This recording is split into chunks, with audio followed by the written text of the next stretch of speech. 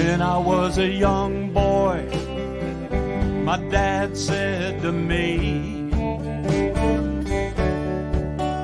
when you're 17, you're on your own, work in the factory. That's the way it was with him. He didn't know another way to be. That's life like it was on the banks of Lake Erie.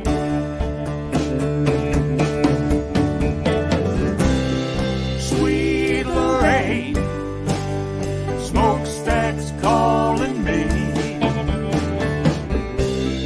Sweet Lorraine, calling me. Now Mom, she had a different plan. Said schooling was the thing for me.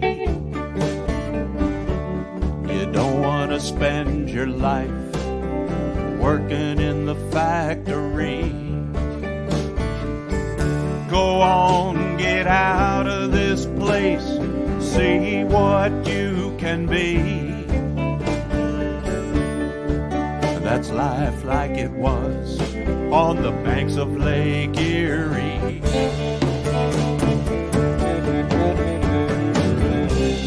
Sweet Lorraine, smokestacks calling me.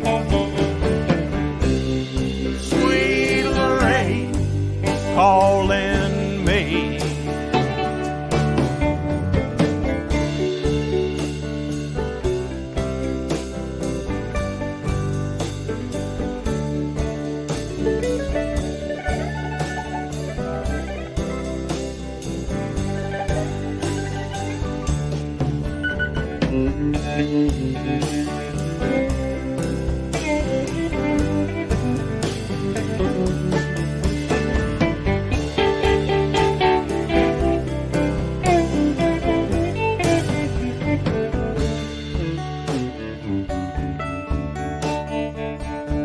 Now all of these years have gone by, I still think about those days. Local 1104, the mills and all the haze. The stories I tell my kids, they wanna go and see. Life like it was on the banks of Lake Erie.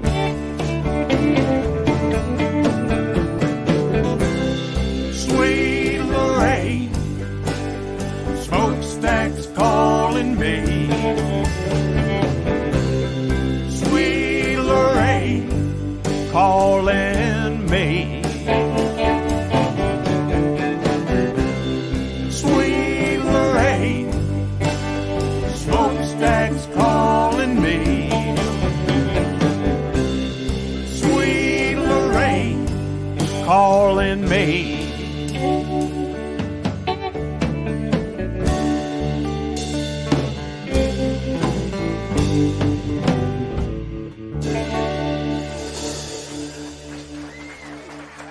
Sweet Lorraine. Thank you.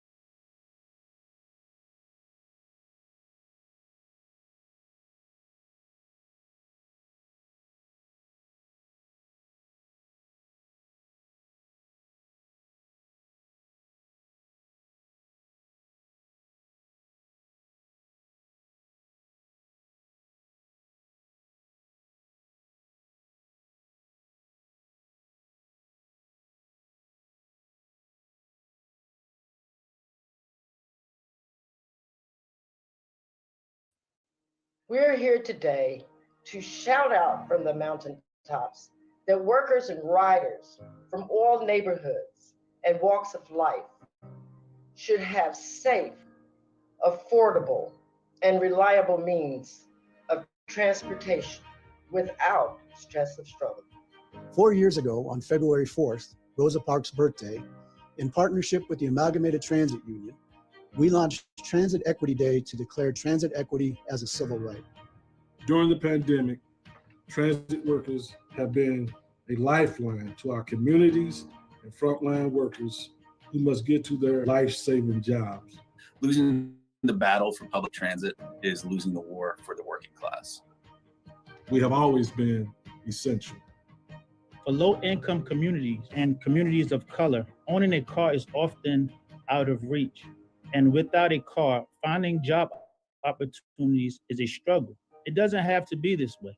From the elderly to the young, to the middle, to the disabled. Make it fair for everyone.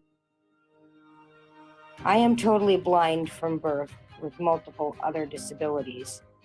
Transit-dependent riders, youth, elders, people with disabilities have no choice but to ride.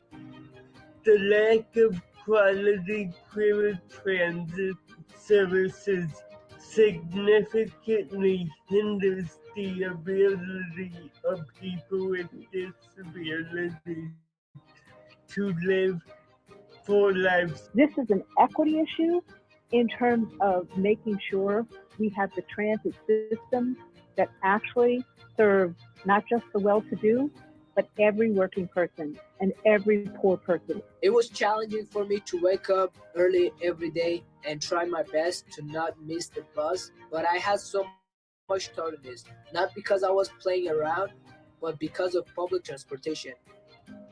Make no mistake, transit and postal service both serve to preserve and foster our democracy. Public officials need to be listening to this, and they need to do something about this. We need to prioritize a clean economy, which includes transportation. There is only about a 10-year window left to reduce emissions in order to avoid cataclysmic climate change. Before being hired by BYD, I drove long-haul truck. At BYD, I'm able to make electric buses. They don't put out toxic fumes. Clean energy versus diesel energy. Big difference, makes the heart feel good. We can fund transit and we can fund clean energy. We must fund them both. Because the public counts on it and they need it.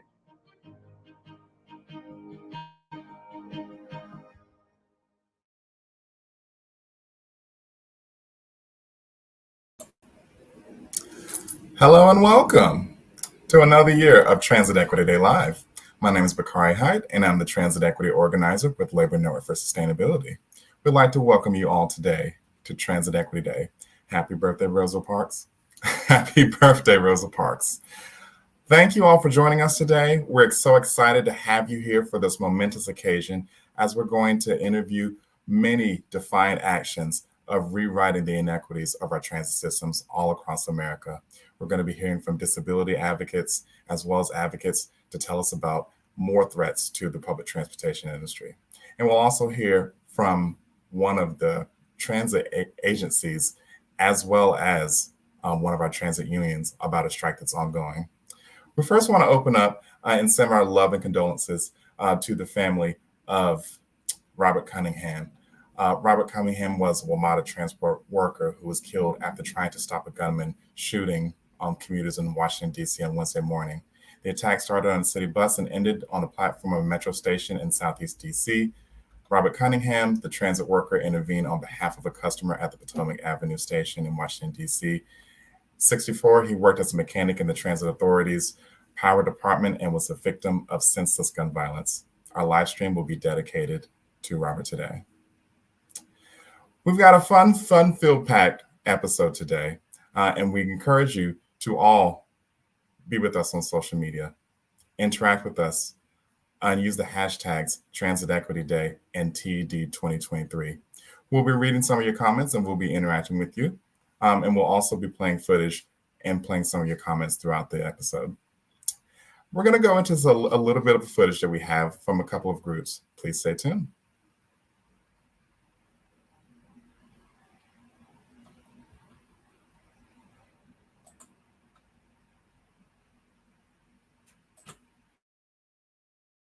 School bus, Bill of Rights! School bus, Bill of Rights!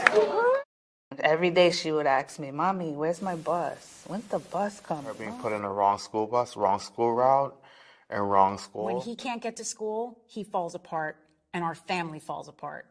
Las familias sufren. A violation of their civil rights. Health, education, labor, civil rights, and public health that are declared by the United Nations. The School Bus Bill of Rights will help this issue because there'll be an open line of communication, not only with the city, but with the state. Once there's communication, everybody's involved. You're going to have a big fight coming to you because we're going to make sure that these kids get what they need. School Bus Bill of Rights! School Bus Bill of Rights! Woo! That was one of our groups that we'll hear from today, known as PISS New York City. Just a couple of groups that we've had within our Transit Equity Network, which is a small network of those within the transit advocacy community that share and network ideas about how to win this fight. And that's actually one of the things that they've been doing for school bus transportation. Like I said, we'll hear from them and the action that they actually have going on right now in a little while. We also have many other groups, those who are also finding out new threats to transportation as well as for transit, as well as for some that have returned from previous years. We encourage you all, if you have any action, big or small, to promote themselves. Promote any actions you have going on, as well as invite folks. Most folks think that this is an action for some. This is an action for all of us. Whether or not you believe it, public transportation touches us all, whether we get on it or not. We encourage you all to do any action or to seek out any action. If you'd like to join us, we have monthly meetings within the Transit Equity Network, most Fridays at noon Eastern Standard Time. We'd love for you to join the conversation. And if you're watching us from the Transit Equity Network YouTube page, please subscribe, like, and share the videos. We'll be doing a lot more live streams as well as having discussions with a lot of your favorite transit advocacy groups, as well as with some familiar faces. We encourage you to enjoy the conversation with Transit Equity Day and hashtag Transit Equity Day on all social media platforms. Our team behind us will be monitoring a lot of your comments and we'll be posting them on the scene. Next up, we'll be having another B-roll footage from one of our friends in Baltimore. Stay tuned.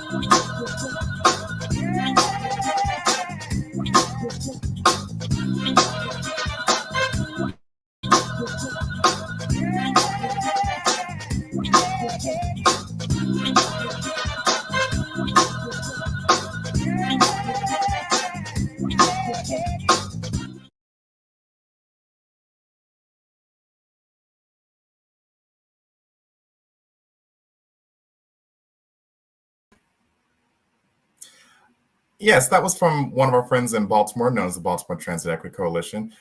They've been fighting the fight to try to revive the Red Line, which is the light rail line that was defeated by former Governor Larry Hogan. They're still working on trying to get that up, and especially with the new administration with Governor Wes Moore. We thank them so much for sending in that footage. And if you'd like to know more, you can please Google the Baltimore Transit Equity Coalition. They've done amazing work, especially amazing work with trying to bring up the issues with Title VI. We will now play some more footage for Amtrak. Please stay tuned.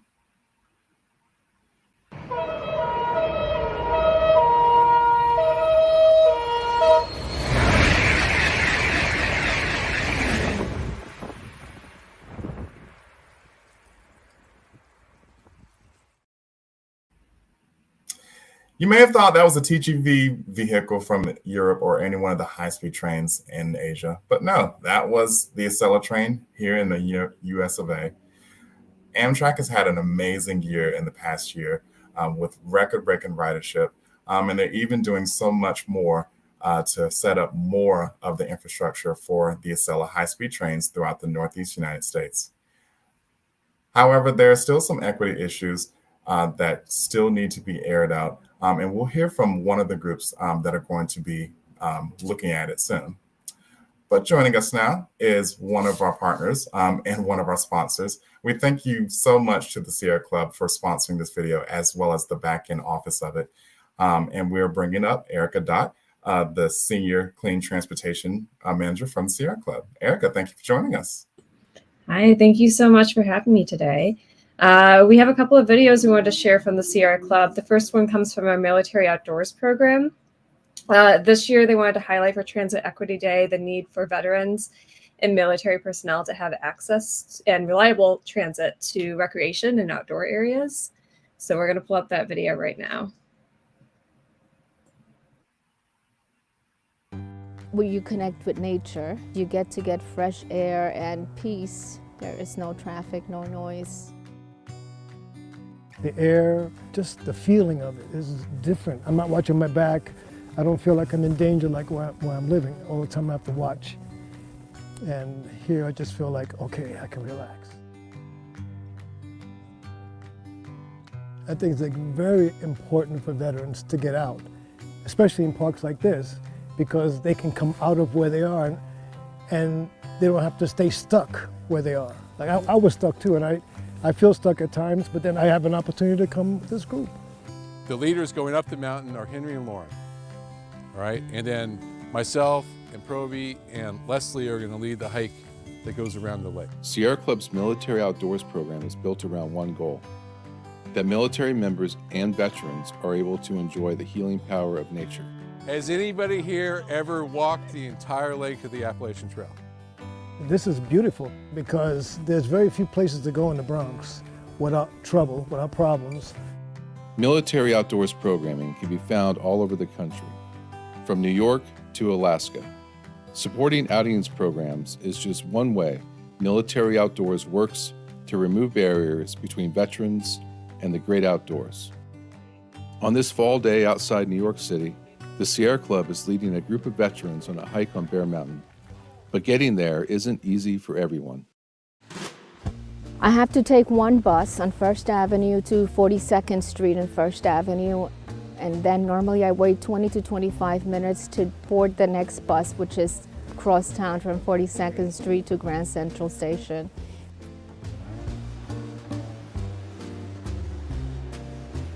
Most of the time it takes me like an hour and a half. An estimated 100 million Americans do not have an accessible park within a 10-minute walk of their homes. A lack of transportation, outdoor experience, or outdoor education, and other barriers prevent many from experiencing the full benefits of time spent in nature. Part of being healthy is being able to be peaceful and to be stress-free, being with nature, without the unnecessary things of life. It's very important. It releases tension even if you had a bad week. It's also good because other veterans participate and they have a lot in common with you. And that's really important.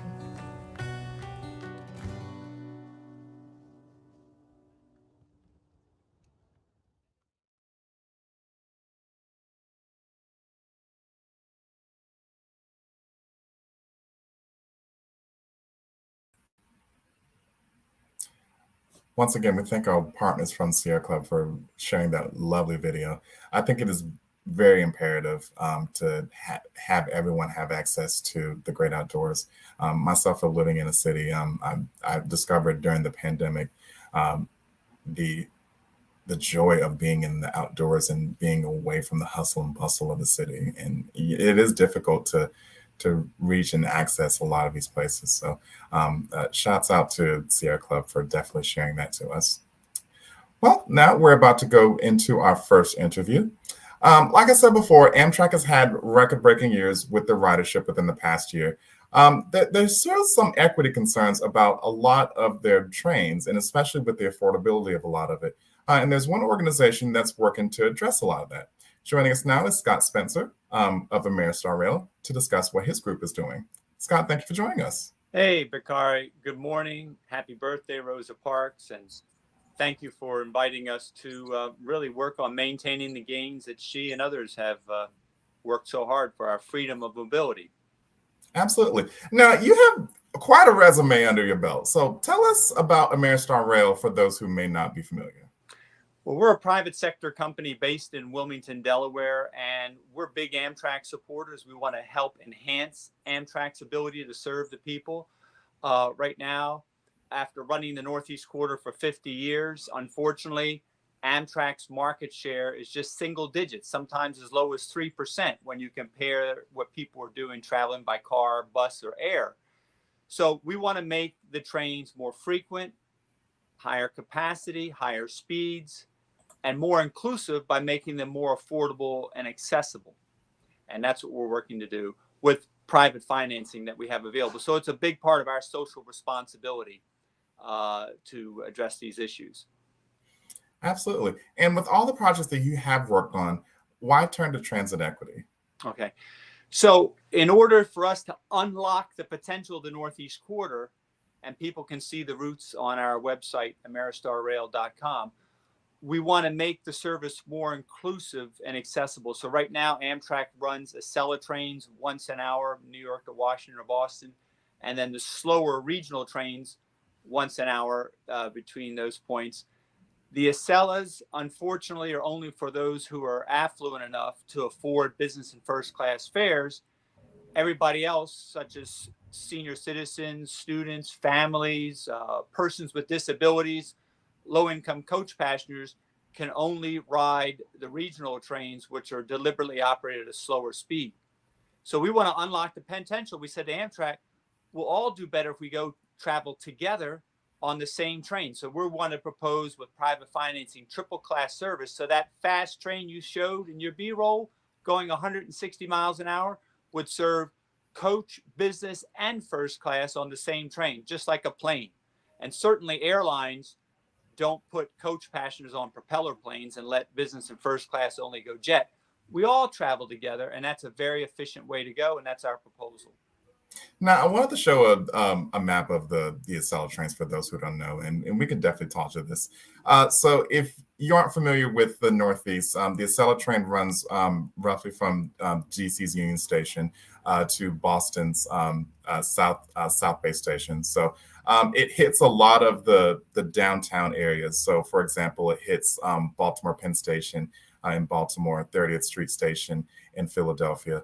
Of course, Penn Station in New York, Penn Station in Newark, as well as downtown Providence and downtown Boston. So it kind of markets itself as downtown to downtown service while missing a lot of the more regional stops of this. And then if you also see in the map, there are also the lighter lines for a lot of the regional services. And this definitely goes into kind of the history of the demonopolization of a lot of the railroads in the 70s. So it definitely puts it into perspective of a lot of this. But yes, as you mentioned, a lot of the Acela trains are quite expensive and even more expensive than regular Amtrak. So I would love to see a lot of this service go, and especially for other users who would benefit from this. And that's a good point. That's a good point. In terms of achieving transportation equity here, it's twofold. That train you saw flashing by only has 9 cars, only for business and first class. With private money, we want to build a stretch version, keeping union jobs in Hornell, New York, building 76 more trains to add coach seating. And then the second part of our transit equity solution is there's a number of intermediate communities that are underserved or not served at all. So we're going to operate service patterns where, yes, some trains are running with less stops, some trains are running non-stops, but at least coach people can ride those trains. But then we'll have other trains making new intermediate stops like Elkton, Chester, Pennsylvania, North Philadelphia at Wayne Junction, so that we will no longer pass these communities by and leave underserved communities and passengers. We're going to be all inclusive to give them that freedom of mobility. Absolutely. Now, currently, right now, Amtrak is currently investing in Acela. I've seen that they're building new platforms at a lot of these stations where they currently have Acela service. Do you think if this proves successful in the Northeast, that this could open up for a larger conversation about high-speed rail across the nation? Excellent question, because obviously we're talking to members of Congress on both sides of the aisle who are very supportive of high-speed rail. But no one is talking about high-speed rail in the Midwest or Florida or Texas, California, the Northwest to be built, like in California, only for business and first class. So we said, if we're going to be inclusive on those new opportunities around the country, why not fix it in our own backyard between Boston, New York, and Washington, including coach passengers? Because our goal here is when an Amtrak conductor says all aboard, we mean all passengers. Absolutely. We've already mentioned about how lower income communities and communities of color can benefit from services like this. Are there services with Amtrak outside of Acela that aren't being utilized with a lot of this? Well, we have certainly long distance routes, and some of these communities only have the service once a day and sometimes only in the middle of the night. So there would be solutions there where we would run the trains more frequently. But right now, the ability we have to solve this as a private company is between Boston and Washington, because there's 44 million people in that corridor that are underserved that can have better service. And there are communities like in Boston, Roxbury, Newark, North Philadelphia, east side of Wilmington, where, as I said, they're seeing these Acela trains pass by and they realize, unfortunately, it's not for us and our families. So for these working class families, we want to add the coach service, add more service, and on certain trains, add more stops to new communities. So we all get there together in that freedom of mobility. Now we're going to read some comments from YouTube. The first one, it says, Scott, are you aware of any possibilities for Amtrak and California's high-speed rail project being able to combine for more successes in gaining right-of-ways and project completion? Yes, there would be an opportunity, but unfortunately, that's not something Amtrak is pursuing. That type of collaboration on a common goal of not only mobility, but reducing traffic congestion and reducing the environment. Unfortunately, Amtrak is not taking that position, but that would be more efficient. Absolutely. And then we also have a comment from Elaine saying Florida is as well as in a fight to add high-speed rail from Tampa to Miami. Now, Speaking on that, the Brightline is being built in Miami up to West Palm Beach, and there's also been talks about expanding it to Orlando. What about that could kind of bring into the conversation of private financing for a lot of this? Right. Yes, they are doing that, and the extension to Orlando will go in service later this year. And it's interesting to note, they do include coach seating on those trains, and they're going to start construction to head west of Tampa, all with private money. So it shows the private sector can bring innovation, can create jobs, and can be very inclusive in terms of its social responsibility for affordable transportation and environmental sustainability. And certainly that's something Ameristar Rail takes very seriously, and what we're trying to do to help the Northeast Corridor step up its game. Absolutely. And then we have one more comment from Nancy Smith. What about the trains happening in Harlem? I'm not familiar with the particular trains, other than maybe she's talking about the 2nd Avenue subway. And yes, that's being extended further north. And they are making plans to improve the Metro North station at 125th Street. That's going to be rebuilt. So all those things are very important, but the community should be involved in defining how those services are developed, how those stations are constructed to reflect their needs and job opportunities. Absolutely. And then one more comment from Kathy. At some point, we need to bring back interurbans too. 100 years ago, electric trains helped rule and urban connect for jobs and commerce. Wow, what a great comment. What a great observation. So again, Ameristar Rail, we don't have the private financing to build infrastructure. We just focus on the cost above the rail, which means buying more new trains that have triple class service, adding coach. That's what we focus on. But we do want to inspire infrastructure improvements that create opportunities for neighborhoods like interurban. So if you go to our website, look under latest proposals, you'll see proposals from Baltimore to Queens and New York about ways we can inspire infrastructure investment. And in some cases, the success of us running more inclusively with more passions between Boston and Washington can inspire those connecting interurban routes to emerge. And we certainly would advocate it. That's for sure. So that's a great comment. Absolutely. Now, you all see the site running at the bottom, ameristarrail.com. Scott Spencer, thank you so much for joining us. Great. And everybody continue to work together, maintain those gains, and strengthen the freedom of mobility for everybody. So thank you very much. Happy Transit Equity Day. Absolutely. Thank you for joining us. We're going to bring Erica back up to present yet another video from Sierra Club. Erica, what you got for us? Hi, actually, we're going to move on to share some highlights from social media right now. So looking for the screen to pop up for slides. So there's our welcome slide again, and getting over. Here's our hashtag. So if you're following along today, join us over at Twitter and social media, other social media you may be on, and look for hashtag Transit Equity Day, hashtag TED 2023. And then you can follow over on Twitter at LN4S and YouTube at Transit Equity Network. And then going on to the next slide, here is an event occurring in Charlotte, North Carolina. Their transit system is participating in free fares today. They're making public transportation free for the whole day. And then on to the next slide, we got in Atlanta, Propel Atlanta is calling for more reliable and accessible transit. Arlington Transit System in Virginia is also participating in a free fare day. Into the next slide, we got in Baltimore, the CMT Alliance and partners are going to ride the transit system. They're taking the CityLink bus, red bus, connecting to the Lutherville Light Rail. They want to raise awareness on expanding transit. In Ohio, the Sierra Club there and partners are going to host a rally at the State House. They're calling for more transit equity. And then next slide, we got today in the Bronx, Parents to Improve School Transportation, who we'll hear more from today, are hosting a community meetup to hear people's transit goals. And this is, again, Metro Strong continues to mourn the loss of the heroic employee, Robert Cunningham.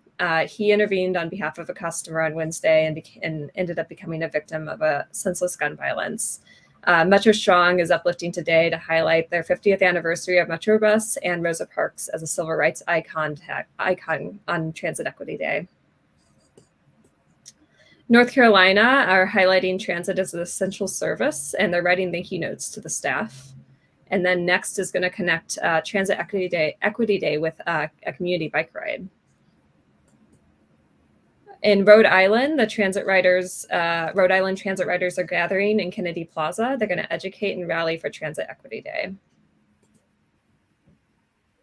New Orleans is going to make all of their buses, streetcars, and ferries free today. In California, Climate Plan, Sierra Club 350 Bay Area, Gray Panthers, and Genesis are all hosting a rally to hear from transit riders and also uplift the need to fund public transportation. In Berkeley, ATU and People's Transit Alliance is canvassing ridership. In Philadelphia, Transit Forward is uplifting the needs for reliable, frequent, and accessible transportation.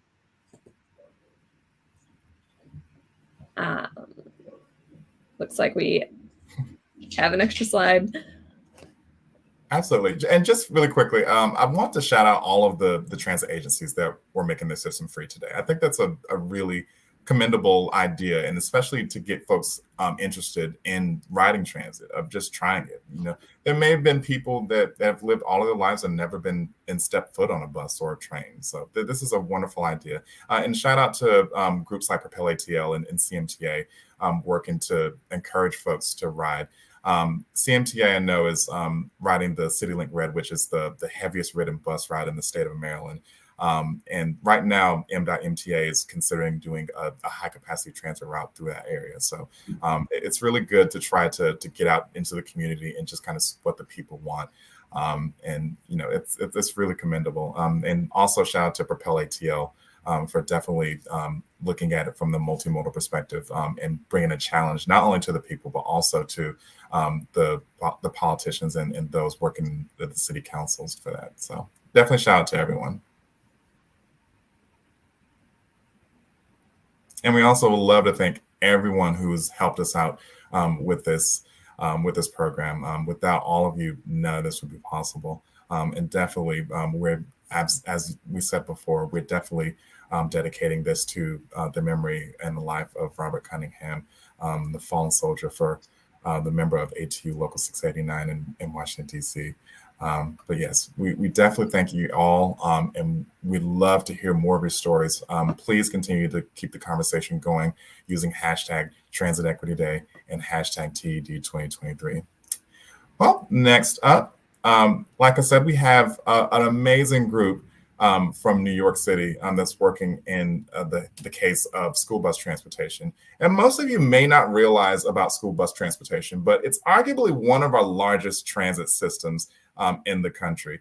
And it's really imperative, especially because the children are our current and future leaders. If you don't make the system great for them, then they're not going to want to ride it in the future. And with all the technology that's out, there are ways to curtail that. And there's one group who's making and ensuring that school bus transportation is equitable for the students. Joining us now is Elias Ellis from PIST, New York City. Hello, how are you? Hi, how are you? Good afternoon. Good afternoon. I'm Elias from PIST, and we're just, when it comes to school bus transportation, we're PIST. Absolutely. I love that name. Now, tell us a little bit more about PIST. So we saw the reel in the beginning, but for those who aren't familiar, what sets you apart from other transit equity groups? Well, we have the New York City DOE is the largest public school system in the U.S., and school busing is a need for 150,000 students over here in the city, including my little sister. But the system doesn't always work right. You have students who would come in late, or they'll come in either the school bus wouldn't show up at all. So, because of that, we've just over the past 13 years, we've been just advocating for students who can't speak up for themselves. Absolutely. Now, how long have you been doing this work, and how far does your reach go? Is it just within New York City, or are you also trying to expand throughout the state and in other communities? Well, right now we're based in New York City, but right now we're making inroads into more so not just bus drivers and matrons, but teachers, union delegates, and so on as well. Absolutely. Now, how responsive have the school districts been, and especially with what we saw on the reel earlier about, late buses, missing buses, redirected buses? How responsive have they been with the demands of PIST? Well, they've only shifted 10% of the bus fleet to nonprofit, though.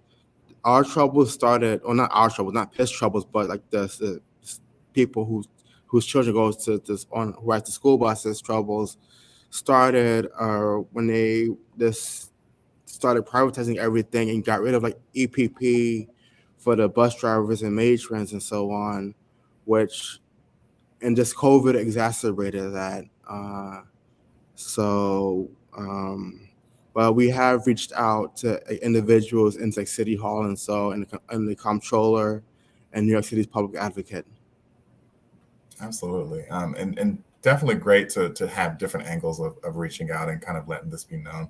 How have you also found solidarity amongst the local transit unions within the New York City? It's been beautiful.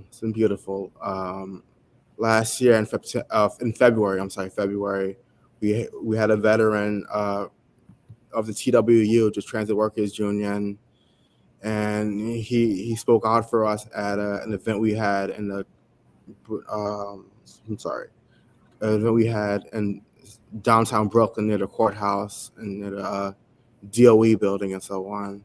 And it was a really good event. Absolutely. Now, there also was a grant from last year about electric school buses. Is that also being integrated within your all's program? Off the tip of my tongue, I can't say yes or no, but we have been working with people who are interested in environmental sustainability and so on now. But off the tip of my tongue, I can't remember the exact names and so on. No problem. Now, tell us about the event you all have going on today. Well, we're at Harry S. Truman High School in the Bronx, near Co-op City, and I'm talking to you guys, but we're still doing the live stream setup right now in the other room. But we're just a lot of parents here are discussing what's going on with their children and their advocacy and so on for their not only for their children, but for the friends of their children as well. Absolutely. And we definitely want to continue this conversation going on.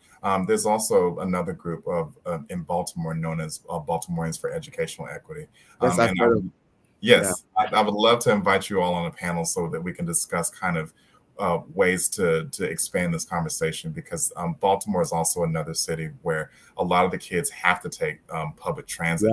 Yes. And it's definitely become a huge point of contention, especially because of the lack of reliability within this system. So yes.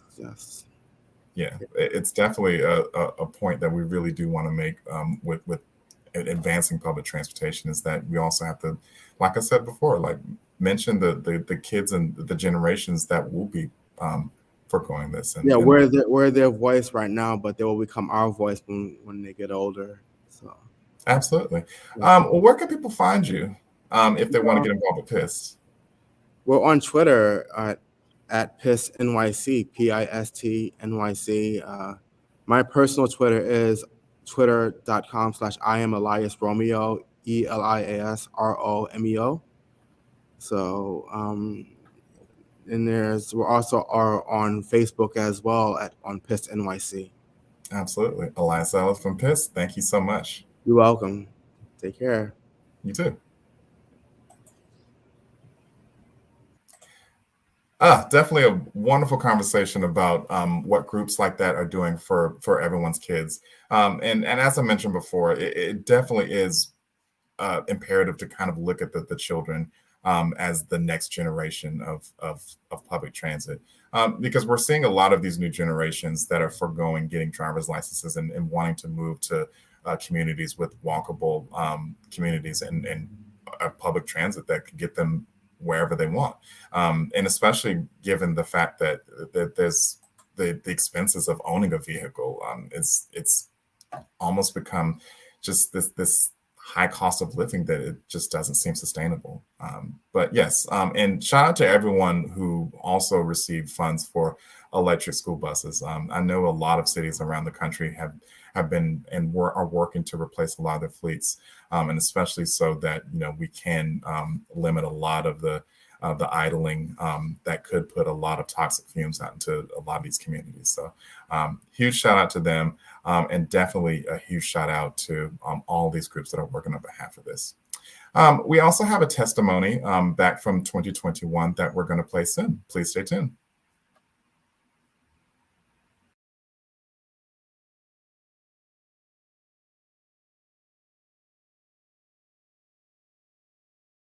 Can you help me out with that?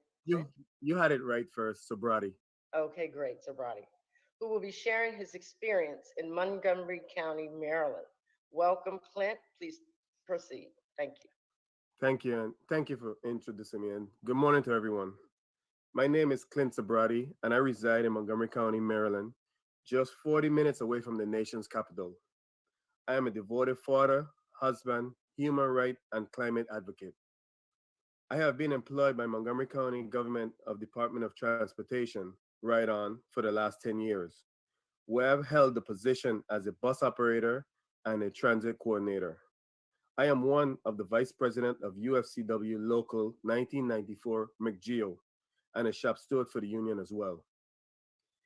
To provide you with a brief background history, Montgomery County is very diverse, and all passengers reflect that diversity. I always say, if you want to see what democracy look like, jump on a Montgomery County ride-on bus.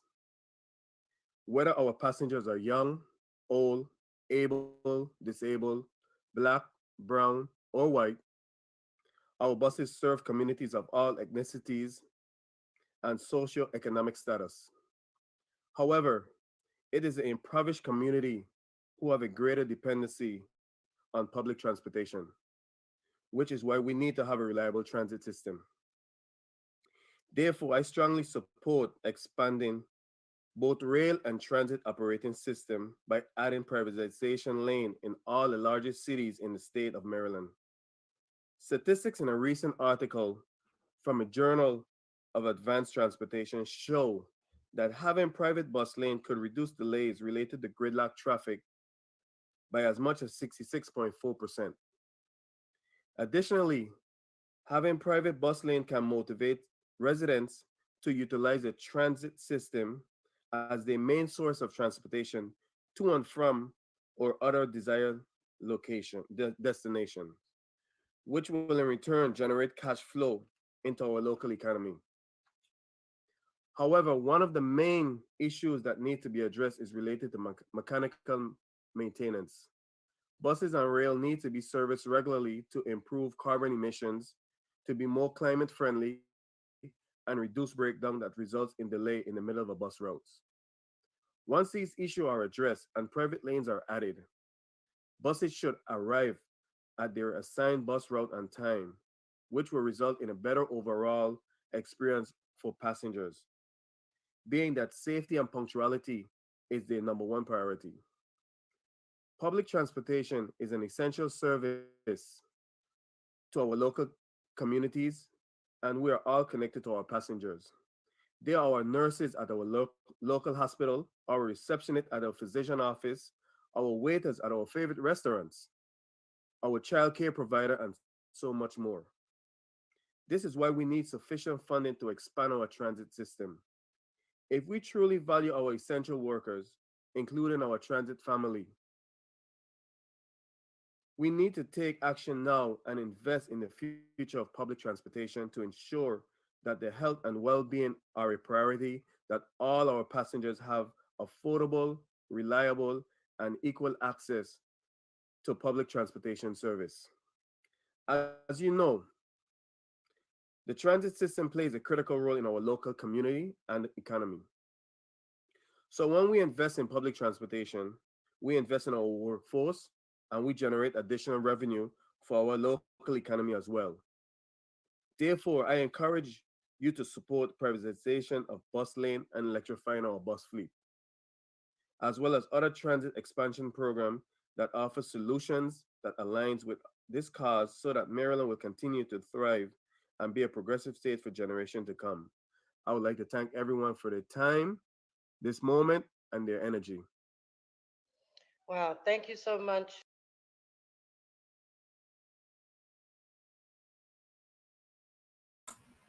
Welcome back. Now, I got a chance to go to Rhode Island, and that may not be a place where you may think of transit, given the fact of its small size, but it's actually within commuting distance of Boston, where transit first started and in America. And I met an amazing group of folks there that are working to better the transit situation in the state of Rhode Island. And joining us right now is one of them. This is Rochelle Lee from Rhode Island Transit Riders. Rochelle, thank you for joining us. I'm good. How you doing? Good, yeah. Happy Good. birthday, Rosa. Absolutely. Happy birthday. Now, I got to meet you and a lot of the other folks from the Rhode Island Transit Riders. Tell us a little bit about the transit situation in Rhode Island from your eyes. It's a statewide transit authority. We are not a great big state, but it's statewide. It's a state agency. Pretty much the majority of the service is focused on buses. There is some connection to light rail and Amtrak and things like that in a couple of spots here in Providence, as well as in South Kingston near the university. It's pretty much the way of getting around if you want to get to work or school or what have you. The majority of our students that are in high school, for example, use public transportation. So when bus service is interrupted, they don't get to school on time, and there's controversy and disappointment, to say the least. It's probably one of the few places or uses of public service that you can get to most jobs, or many jobs, not the most. As you know, we're working on trying to make sure that people can get to pretty much any job in the state by public transportation if needed be. So it's a decent opportunity for people to work as well. We have a lot of colleagues who are bus drivers and work for the transit authority. So that's our RIPTA, as they call it, Rhode Island Public Transit Authority. Absolutely. Now, I want to play a couple of slides, and it'll definitely be and give into a little context of something that you all are working on. But currently, right now, there's a separate station for Amtrak and MBTA, which is the commuter rail that runs to Boston. And then there's another plaza known as Kennedy Plaza, which you all will be doing an event soon. Tell us a little bit about the Dorrance Street Plaza that they're working on. Well, right now it's part of a bit of a legacy over about maybe it is almost a decade. Many years ago, the state passed a bond to do $25 million worth of transit improvements through a series of starts and stops and proposals that didn't work out or weren't realistic financially or in terms of services. They finally settled on late last year, or I should say late last summer. They settled on a project called the Dorrance Street Project, which is literally less than 4 blocks from Kennedy Plaza, and decided that they wanted to invest $70 million or more into creating a brand new transit station or transit central hub. It created great concern for bus riders, needless to say, and even for small business and folks who operate in the Kennedy Plaza area, because it's not really moving the services for transportation in any meaningful distance. It's not like there's a big difference between Kennedy Plaza and Dorrance Street. It's a formerly toxic site in the sense that it used to be owned by the National Grid. So there's lots of, environmental issues they have to deal with. But at the end of the day, our concerns were that this was really a sort of an indirect or maybe less than straightforward way of moving people out of Kennedy Plaza and hoping to, shore up the developers' interest in downtown. So, we've been fighting it. There was a multi-hub approach, which we definitely got defeated. At this point, the Dorrance Street hub seems to be on a slow but steady path to being developed. So we've been demanding that bus riders and the public be included in all the decisions that are being made. We haven't been particularly successful on every issue, but we certainly are not giving up on the fact that if they create a brand new transit hub with public funding, that it needs to meet and exceed the needs of folks who currently use the buses. Absolutely. And we just showed pictures of the That's Providence Kennedy Amtrak Plaza. station. Yeah. And then right now is Kennedy Plaza. And we were able to walk, and I thank you all so much for kind of showing me around. But we were able to walk, like this is right now is, well, this is us. And this is some of the members of the Rhode Island Transit Riders. Patricia's on the left and Amy's in the middle, and that's of course Right. me, and then you're on the right side. And it was wonderful to walk through and see Providence, and it seemed like a really nice downtown. And we went on a Saturday as well, but I saw like this huge stark difference between the Amtrak station where it was nice and it looked busy versus Kennedy Plaza where it was out in the open, and they did have an enclosing, but it just seemed like what we saw in the picture, Yeah. there were just pamphlets out everywhere, and it just didn't seem like Right. there was anyone servicing it. Well, it's since the pandemic, believe it or not, and it's been quite a while now, almost going on 3 years.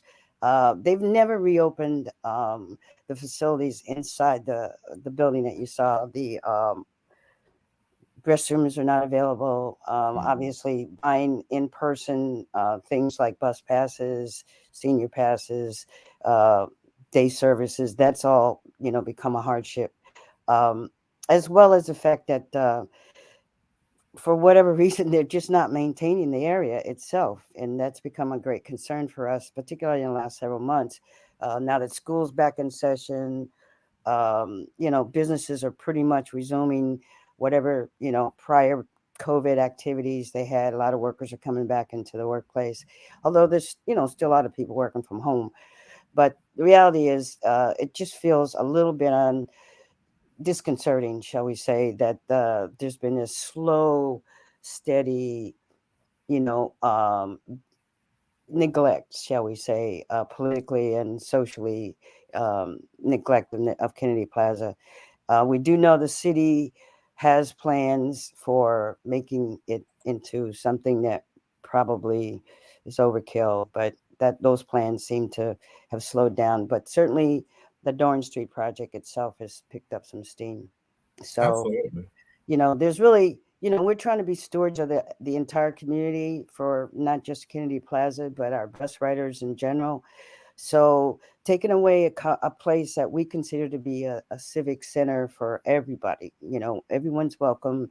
There's no, highfalutin on one side of the fence and other folks on the other. It's been a community center for many, many years, generations. I mean, you look at the pictures of Kennedy Plaza and you see rallies from the 50s and the 60s, or let's say the 70s and the 80s, since I can't attest to the other ones, but it's been a place for festivals, for, city events, concerts, rallies. If you want to do something and get people's attention, you go to Kennedy Plaza. Absolutely. And you also have a fare free route. Tell us a little bit about that route, and is it really gaining steam to try to get folks interested in using public transit? Well, our support for the free fare riders, I mean, it's not unlike the free senior passes. We have sort of a dual objective, not only to be stewards of the bus system itself, but also, increase ridership, because without people on the buses, we really don't have as much leverage as we would have, normally had. And ridership took a hit, obviously, during COVID.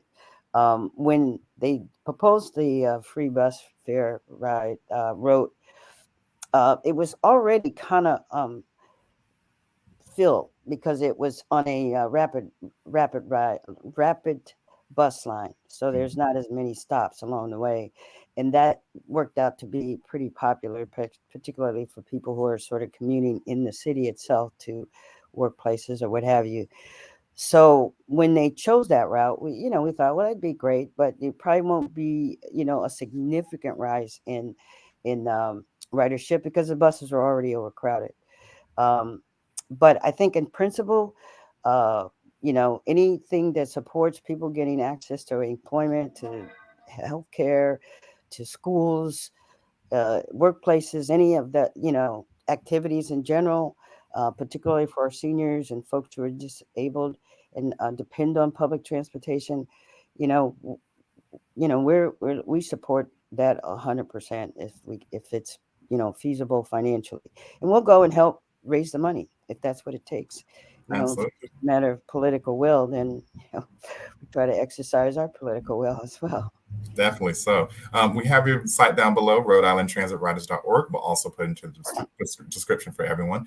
Rachelle Lee, thank you so much. And it was wonderful to meet you all in person. You got to come back, and everybody come to Rhode Island. It's a fun place. It's kind of small, but it's a fun place. Absolutely. Thank you so much for joining us. Yeah, you're welcome. You take care. You too.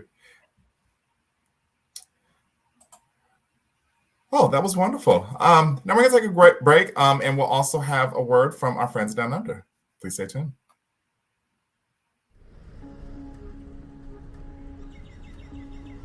A better bus network means more freedom, more safety, less stress, and better health for everybody. There are many new development happening in western area where there are no buses. Living in Werribee, there's very limited buses near my area, and because there's no buses, I have to go to my local library and wait there for a really long time until 6 o'clock, and so my parents can pick me up from the library. Still, we are suffering this transport system. If it is fixed, then I think we will be happy. From a parent, and I work as a nurse, so my understanding would be for general people would be just build, do the funding probably and increase the frequency and the bus number of buses probably, and maybe find out new routes because there are newer areas which needs commuting as well.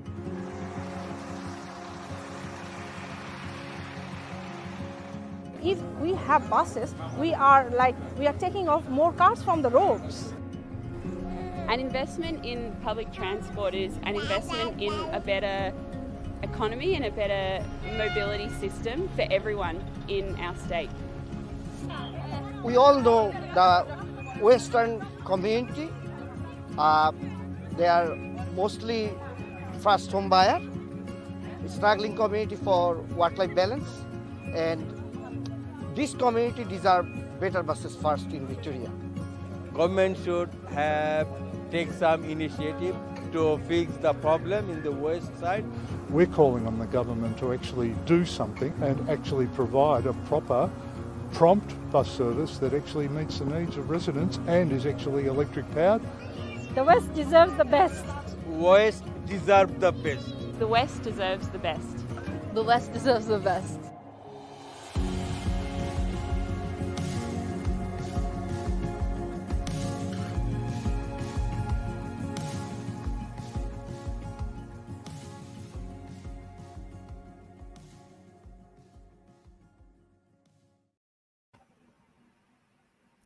Welcome back, and thank you so much to Elise Cunningham from Victoria, Australia, for providing that with us. The funny story, the Prime Minister of Public Transport in Victoria, Australia, actually recommended Transit Equity Day to her, and we were so thankful for Better Bus Australia for providing that context with that. Now we're about to go to Santa Cruz, but first we have a piece of B-roll footage from Santa Cruz. Take it away. Today is Rosa Parks' birthday, and the Santa Cruz Coalition is honoring the civil rights leader with Transit Equity Day. It's a national day of action meant to bring attention to the need for safe, sustainable, and equitable public transportation for all people and communities. Action News 8 reporter Phil Gomez with more from Santa Cruz. Hey, hey, ho, ho. Fossil fuels have got to go. The Equity Transit Coalition is calling for transportation that everyone can access. Transit Equity Day is meant to commemorate Rosa Parks' civil rights activism in resisting segregated buses by refusing to give up her seat. And of course, Rosa Parks was a big part of trying to bring equity to transportation in our country. So we honor this day for her. There was entertainment with music and speeches by local representatives, including Santa Cruz City Council member Justin Cummings. Especially when we think about future generations and the needs that will come with, increased housing and increased populations in the future. Advocates for transit equity say more needs to be done to ensure locals have access to equitable transportation. Their buses are consistently late. They're consistently overcrowded on buses going to campus. And there are those also in the transportation industry who have a goal to improve services. Where you could walk to any bus stop, know you're going to get picked up in about 15 minutes and get where you need to go. And where if you miss one bus or a bus is delayed, it doesn't ruin your whole day. That's where we need to get to. Transit equity events were happening across the country, but this was a first for Santa Cruz. In Santa Cruz, Phil Gomez, KSBW, Action News 8.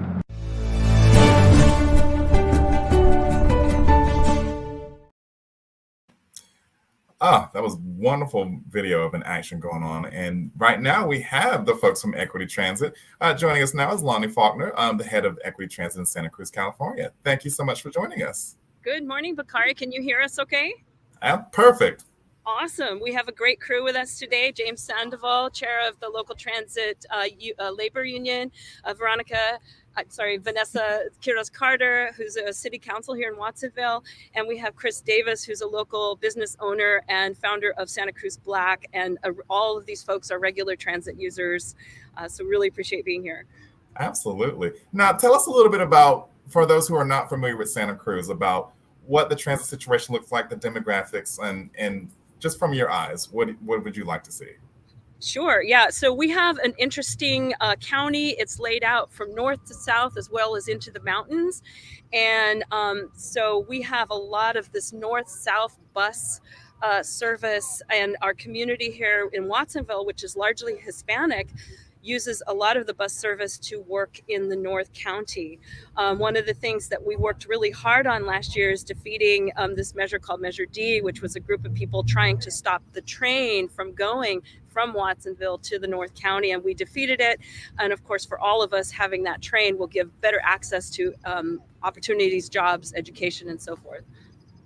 Absolutely. Any words from you all as far as the work and why we want to support public transit, and especially transit equity? Yeah, as Lonnie mentioned, we have a lot of folks that use public transit and rely on public transit, and we want more public transit. We really need a lot more in our communities. We're a smaller city, but we do have many, many residents who rely on public transit, and we need those consistent buses that come every 10, 15 minutes that you see in the city, and that's not currently where we're at. So we really want to push for more transit. We want to someday have a commuter train, and we really just want to serve our residents. We want to be more walkable, and we want to be more bike friendly. So we have a lot on our plate. We have a lot of work to do, and we're working on it. Absolutely, and it's very commendable of having that structure of having both advocates as well as with city council members on board. Tell us about the events you have going on, because if I'm correct, you're actually celebrating Transit Equity Week. Tell us a little bit about what's going on. It's pretty exciting. This is a big one. It's a big bite to take, and we have events throughout the week. So on Monday, we had a transit panel that really talks about the integration of safe streets, building equitable cities, which is really centered around transportation, active transportation, biking and walking to transportation safely, that actually prevents a lot of people from getting to transportation and feeling comfortable doing that. So it was a great panel that's online on our website. And we have an amazing group of organizations here today, all supporting this cause.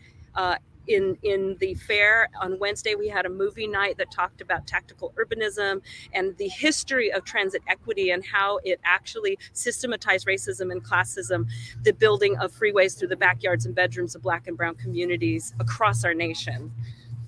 Absolutely, and definitely great history and context to learn of why this work is important. Any last words from anyone? No, I mean, it's just great to see everybody on, here, joining us with us live. It's great to see as many people care about transit. We're working together and making sure that we meet our goals and trying to increase public transit. As Vanessa mentioned, we are one of the smaller cities, but it doesn't feel that way. We got a lot of traffic, and one way to defeat that is transit. So obviously it goes more than that, but we got a lot of goals here, and we're working as a team to get that done. Thank you. And I'm going to take this. This is from the Equity Transit website. One thing that I think really fits Santa Cruz County. The mayor of Bogota, Colombia, says a developed country is not where the poor have cars, but where the rich ride public transportation. And that, I think, is very reflective of this community. That's awesome. And one more thing, I have to give kudos to Bus Metro. They are now offering a pilot program to give free rides to students across our county. They have these beautiful buses wrapped by Franz Lanting, a local artist. We're just really excited to work hand in hand with the Metro and our organizations to bring more public transportation to our county. Thank you so much for having us.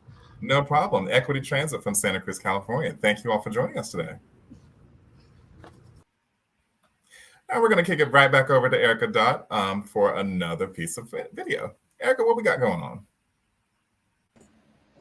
Hey, so Sierra Club has a second video today. This is coming from the Virginia chapter. And they're talking and highlighting Camille Mendez. She is an Alexandria Dash bus operator who is talking about the need for safe and reliable transit for all. All right, let's keep it up.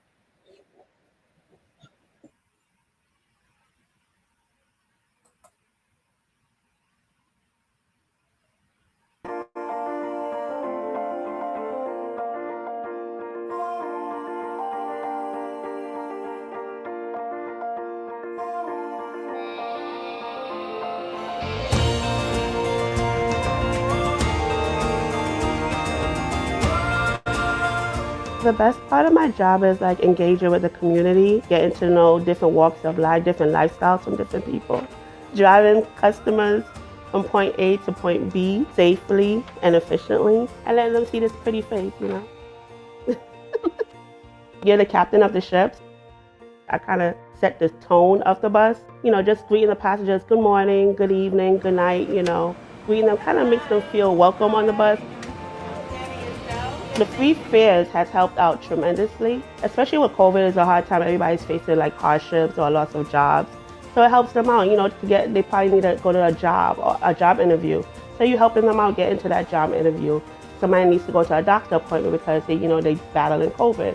You're helping them get to their appointments, just getting around the city and going about their daily lives. The electric bus is more quieter than a fossil fuel. With a fossil fuel, you have the possibility of intaking fumes.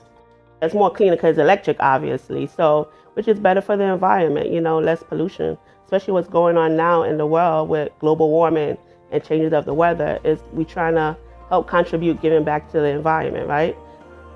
Every single customer always, thank you, you know, as they're leaving the bus, they always make sure they come from the back of the bus to the front of the bus just to tell me, thank you. You know, you did a good job. Oh, that makes me feel very wonderful.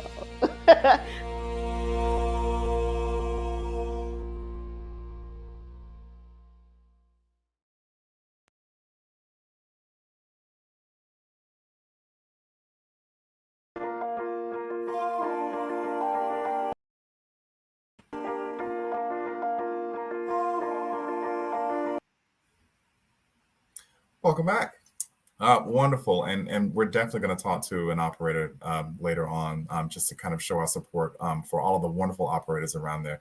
And shout out to Alexandria and the DASH program. We've actually had them on a panel discussion to talk about fare-free transit, which they have a fare-free policy.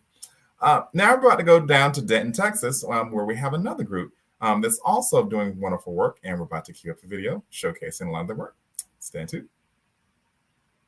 Public transportation remains on the minds of many Denton residents, including the many who came out here today to make their voices heard, ensuring bus routes stay in place and bus drivers keep their jobs.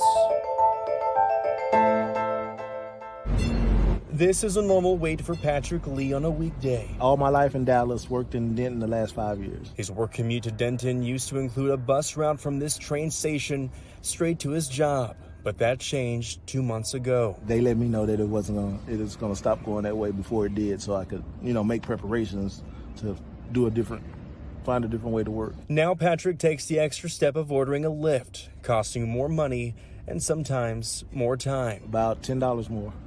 And how much of a difference is that? It's like $50 a week more. When bus drivers' jobs are under attack, what do? Stand up, fight back! It's situations like the one Patrick is in that's compelled Denton residents like Christine Bray to speak out against the Denton County Transportation Authority. DCTA has discontinued a few bus routes while also incorporating a VIA-owned rideshare service known as GoZone. You cannot have mass transit with carrying 4 people per hour. Rallygoers stood in front of the Denton courthouse demanding the bus transit system be preserved. They worry if DCTA removes all bus routes in favor of GoZone, it'll spell disaster for those who solely rely on public transportation. Hopefully, our bus routes will come back and VIA will go away. In a brief statement, a DCTA spokesperson says they're wrapping up the comment period and welcome the public to provide their opinions as we're looking to make changes in the upcoming future. All right. If nothing changes, Patrick says it may end up being cheaper to start driving instead of taking public transportation.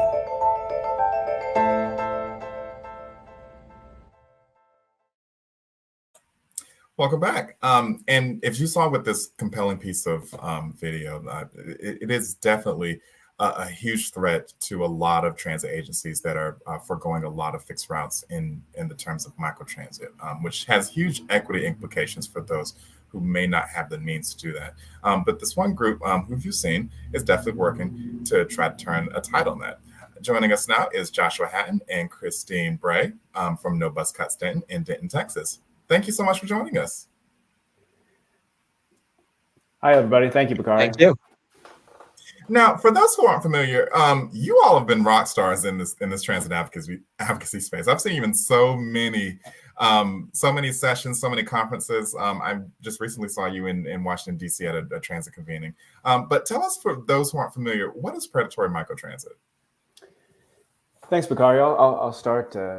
Predatory microtransit is the harmful replacement of fixed route bus systems with on-demand ride sharing. It's a replacement of unionized operators and mechanics, as well with outsourced corporate minivans in most cases. And workers, the drivers for these services, are misclassified as independent contractors. So in general, that's what we're calling predatory microtransit. Anyone in the public transportation field has heard a lot about microtransit. It seems that everybody's going gaga for it, right? Everyone from the FTA to NCAT to Mass Transit Magazine to the APTA. But we're here to tell you, like Chuck D said back in the day, don't believe the hype. Absolutely. Now, for those who aren't familiar with Denton, Christine, give us a little bit of the demographics and just kind of the layout of Denton, Texas, for those who aren't familiar. Sure. So we're a college town. If you think of Fort Worth as right here and Dallas as right here, Denton is a small college town right where the highway rejoins. I-35 actually splits into two segments, one segment going to Dallas, one segment going to Fort Worth, and we're right at that rejoining, as well as the intersection of a few other state highways. And so we're about 140,000 people, 180,000 during the college season. We have both the University of North Texas as well as Texas Women's University and a county community college all in our town. So our population swells quite a bit during the college season. We are not a particularly rich or bougie town, although we're kind of gentrifying at the moment.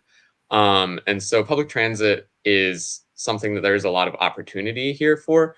When GoZone came in, what we saw was that there was a huge swell of demand because areas that were previously not served by public transit are not served well. We have some of our routes were previously running on 45-minute headways, which is, of course, not a sustainable way to run public transit. They were stopping at 5 p.m. or 7 p.m., which is again, not useful to most of the people who rely on public transit. And so GoZone comes in, they say, we're going to run from 6 a.m. to 10 p.m., and you can get a 75-cent ride, which was half of what a bus fare was at the time. They did a promotional rate for the first year and a half of its service and said, hey, anywhere within the city mostly will take you from point A to point B. And so there was this huge demand for it because we are a town that needs public transportation. But these vans that carry 4.5 passengers per hour, kind of at their peak efficiency, just are not meeting that demand. And so what we're seeing is that people who, students or people who are working jobs, several of my coworkers, what they have to do is get a ride in from a friend in the morning and get a ride from a friend out in the evening, because even though they have tried to use GoZone many times, it's just not reliable. They weren't showing up to work on time. They were consistently late. And so we're a city where our demographics would indicate that we have a huge opportunity for public transit, and we just aren't taking advantage of that at the moment and providing services that would benefit people. Absolutely. And then also for the density issue of it as well. I mean, I used to live in the DFW region, and I noticed that there wasn't as much density to even support fixed route. But now it seems to be this new behemoth that wants to replace all that. But there seems to be like the social equity implications of you need a credit card, you need a cell phone, and most folks don't have that. Have they done anything to address anything other than just giving a discount? I think originally we pushed we pushed very hard against the city council here in Denton and also the county transportation authority about the issue of needing an app in order to use the phone in order to book a ride. And they made a change of having a phone call. You can book a ride using just a phone call. But this in itself is very difficult. The ride doesn't come directly to the spot you're calling from. And so sometimes people who have made a phone call need to make another phone call to see where it is, where I need to go to meet the vehicle. So one of our main points is that it discriminates against people of low income. And Bakari, I think we have a slide available for kind of a visual representation of what predatory microtransit does. It's a Via van. I wonder if we have that queued up. Your colleagues there. Yeah, if we can pull it up. And just kind of to put into perspective, I think this was a huge phenomenon back in in the mid 2010s, because you had so many companies like you had Via, you had Chariot, Ford even at one point, and General Motors had a service and Bridged. And they also service places like Kansas City and Washington, D.C. But yeah, and then also with the vans, they also weren't ADA accessible. Yeah, that's been a problem we've seen especially with a couple of people on our committee. They've been abandoned trying to catch a ride to or from class. The performance of the Go Zone in terms of how often a person can get a ride when you request a ride is not good. Maybe while we're looking for that slide, Christine, you could break that down. Yeah. Yeah, so if anybody wants to see this for themselves, you can Google DCTA Go Zone dashboard, and it should be the first hit on Google. We have quite a nice dashboard showing the quite awful statistics of Go Zone. So overall, for the past 3 months, and that's including December, and as I mentioned, we have that huge outflow of population during the school off season. So that's a good month for them to be including statistics. 63% of people who press the I want a ride button in the app actually wind up getting one. I think about 10% are turned away initially. Another 10% wind up canceling their ride, often due to tardiness. GoZone will frequently tell people, oh, your ride is going to be there in 20 minutes, and then 20 minutes goes by. And they say your ride is going to be here in 20 minutes, and then 20 minutes goes by again, and it says, oh, your ride is going to be here in 20 minutes, which leads to cancellations. And so 63% of people actually get a ride. Of that, I think currently around 50% of those rides are on time. Last month, before December hit the statistics, it was actually around 30% of rides were on time. And that's of that 63% of people who actually get rides, so even smaller.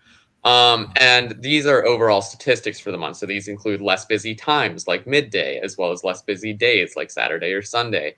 And so during that work crunch where people need a reliable ride to get to work so they don't lose their job, that service is not there. I have a friend who was formerly homeless who lost their job because of when GoZone came in, their formerly reliable bus service, which was slow because it came only every 45 minutes and they had to leave really early, but it was at least reliable, and GoZone isn't even that. Oh, wow. If I could, Bakari, to summarize our argument against predatory microtransit is, as we've said, it's unreliable, it's unsafe. The service provided is very unsafe. You can look at our website, nobuscutsdenton.org, for research we've done on the safety record of the GoZone vehicles. We call it GoZone, but it's actually Via.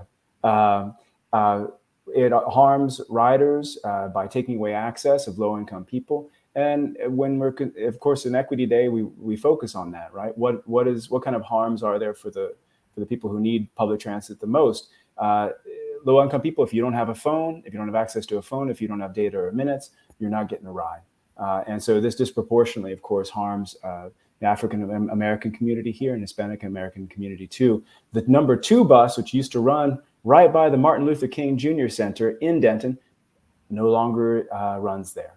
Wow. So the number 2 route, which serviced the historically African American community here in Denton, no longer has fixed route bus service and is left with really unreliable and unsafe microtransit. Absolutely. Well, we put your website down below, nobuscutstanton.org. Christine, you also have a TikTok. Would you like to share that with us?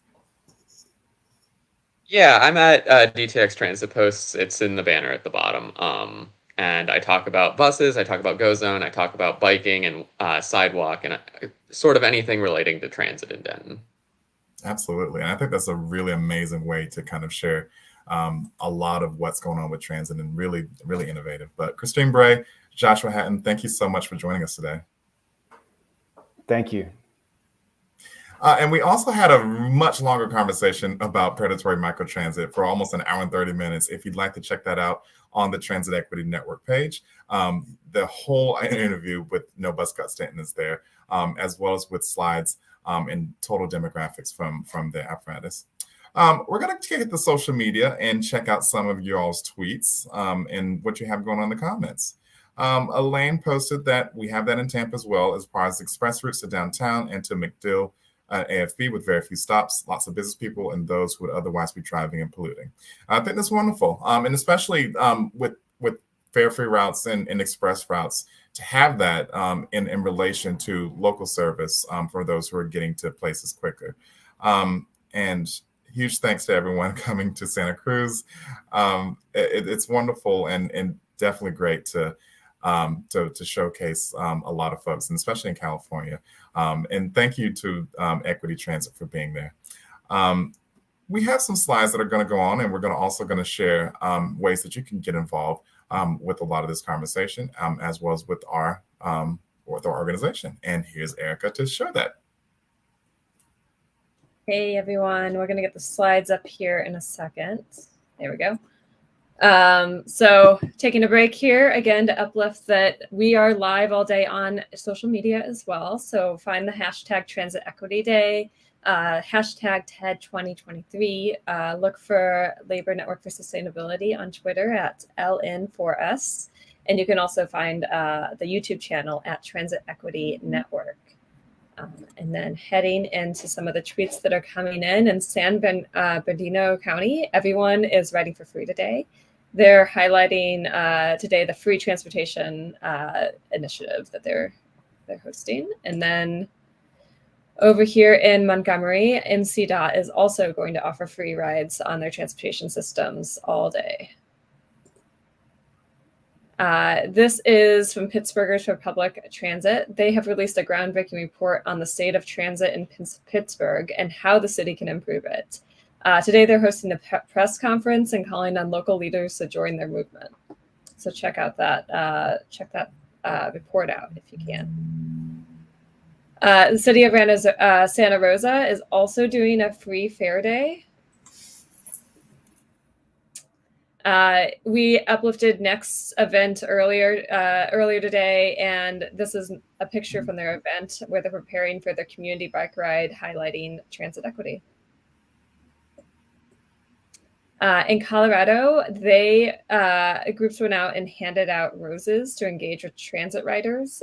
They traveled throughout the city, talking with riders about transit and then thanking operators for their work. Here, Vermont Sierra Club is highlighting the interconnectedness of economic justice, racial justice, and climate justice to demand policies that protect and empower workers. Clevelanders for Public Transit are showing us some of their signs at their rally today at the State House, pushing for transit equity. And here, and from Transit Forward in Philadelphia, calling for frequent transit and free transfers. This person is highlighting the need for their daughter to be able to be dropped off from school and for them to get to work without having to pay additional fees. Los Angeles commuter is sharing their excitement that they are able to ride for free today. And then finally coming in today is this ATU statement from their president, John Costa. He is saying, like Rosa, the ATU believes that public transit is a civil right that means everyone deserves safe, reliable, affordable, and clean transit.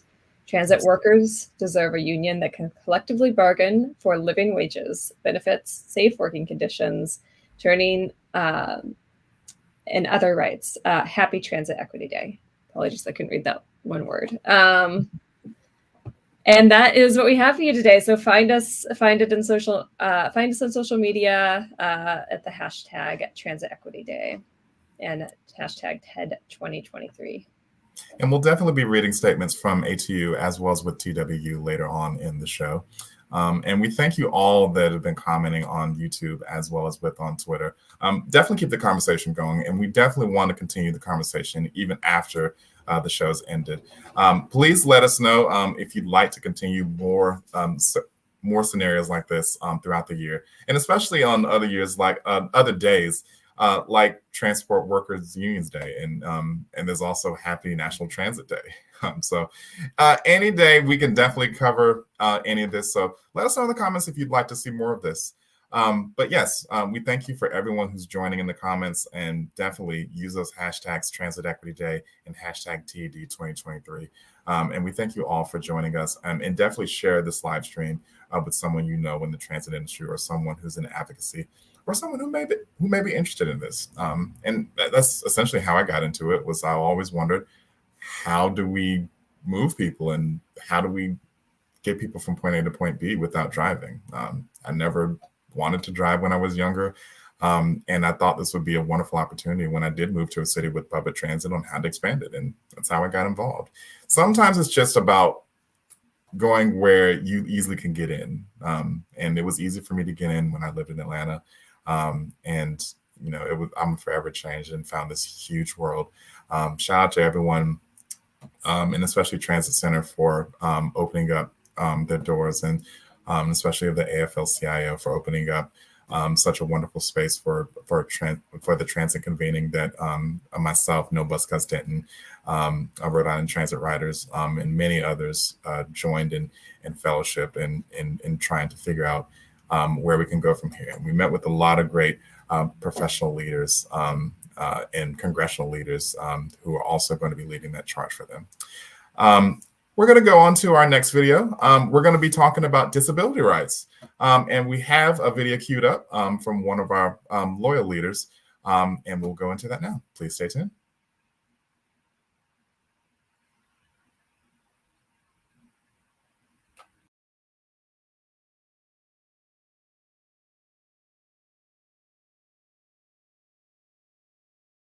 Rates than our non-disabled peers, and we can move forward.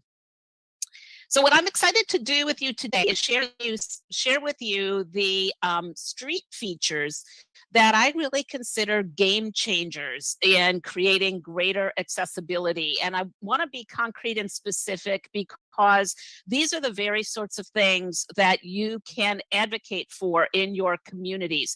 Because just saying something like we want to see complete streets or walkable communities, that's awesome. And I'm 100% on board with that.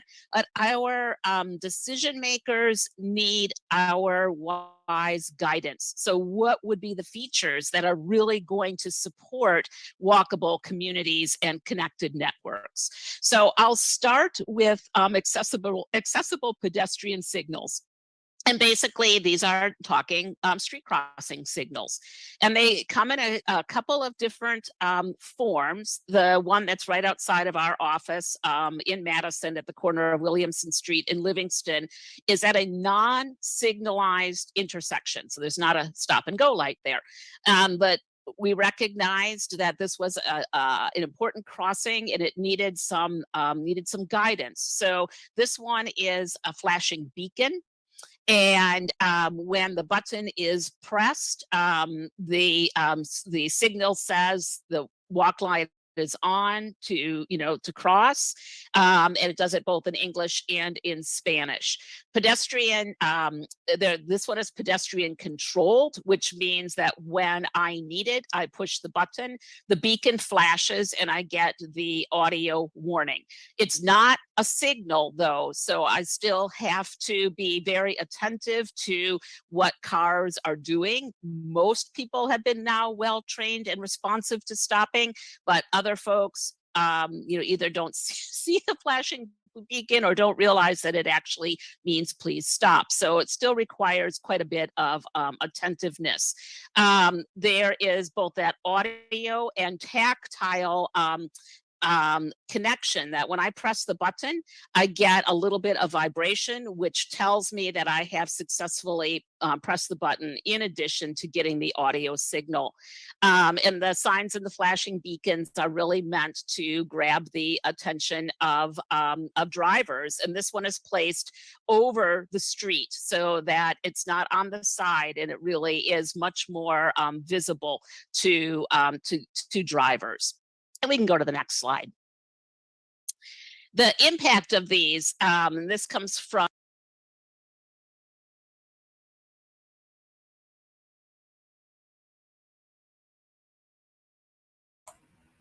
And we definitely want to thank Mitch Bray from Wisconsin Council for the Blind for that. And huge shout out for Gail Francis from REAMP for connecting us. The Midwest has definitely come heavy with every Transit Equity Day, and they always comes with heavy hitters. Now we're going to go to our next presenter, and the next presenter also has some really profound video to show us. Please stay tuned.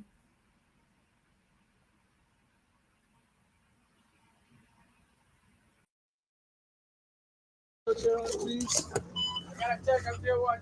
The wheelchair is supposed to go on first. I know, but the thing is, I got elderly people, I got disabled people, and it's really crowded. Hi, I'd like to get on the bus, please. Could you please put down the ramp and ask people to move? You didn't even pull up to the curb all the way.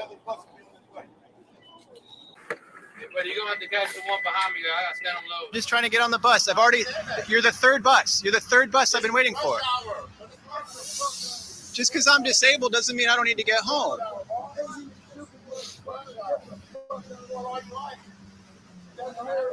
I'm just trying to go home. To tell us what you'd like us to consider. Hi, my name is Zach Karnazes. Dear SFMTA Executive Board, I'm addressing you here today as a wheelchair user and San Francisco resident who has struggled for years with discrimination, ableism, and abuse from your staff and from uni drivers. It is not uncommon for wheelchair users to have to wait for 3 or 4 buses every single day at the same stop just to get home or to get to the doctor. I want to really encourage MOD and the council members to look into the unbelievable discrimination and ableism that is happening with San Francisco MTA, Municipal Transit Authority. They recently canceled all 4 of my upcoming ADA hearings while I was awaiting response for reasonable disability accommodations, outright canceled them with no notice. They are now deleting public records in 72 hours of bus footage with access violations. They think this is okay to just delete our public records when we request them. I requested records 5 days after an incident. They were already deleted.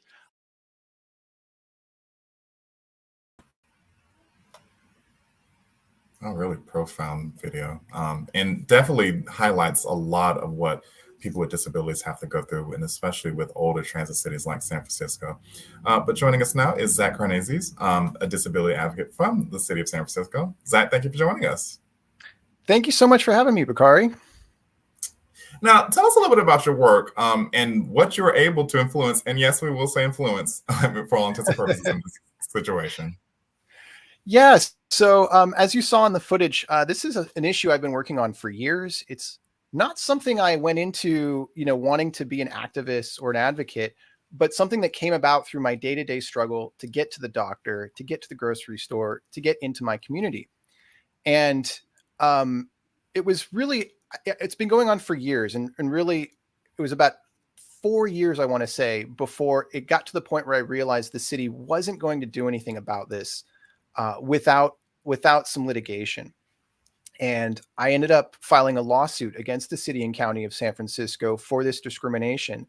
And I have good news that we have successfully settled. There are some massive gains, both for operators, drivers, for the union, TWU Local 250A, who is amazingly supportive, which might be surprising to some when you see that video, right? You're like, why would the union be really supportive? And that's because what I learned is as I scratched the surface and I kind of peeled the onion and dug deeper and deeper. And I learned that these behaviors were happening due to a lack of training, due to a lack of incentive.